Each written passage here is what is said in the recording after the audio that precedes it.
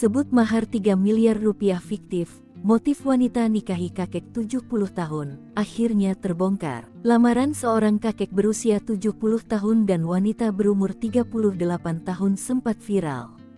Bahkan disebut-sebut, uang mahar untuk sang wanita idaman mencapai 3 miliar rupiah. Namun akhirnya rencana pernikahan itu sendiri berakhir ricuh.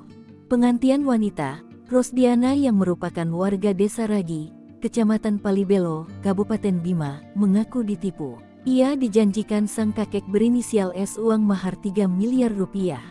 Namun saat dibuka, ternyata uang dalam koper hanya berisi daun kering. Sang kakek nyaris diamuk massa sebelum mengamankan diri ke kantor polisi. Dilansir Kompas.com, kepada polisi S membantah menjanjikan uang mahar 3 miliar untuk Rosdiana 38. Dia tidak pernah mengatakan pergi ke perempuan itu untuk membawa mahar 3 miliar rupiah, kata Kapolsek Kempo, Ibda Jubaidin saat dikonfirmasi Rabu tanggal 3 April tahun 2024.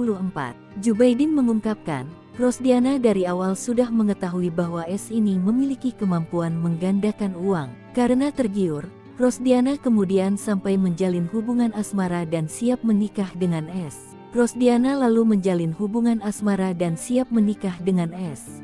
Janda 3 anak ini berharap S mampu melunasi utangnya senilai 100 juta rupiah.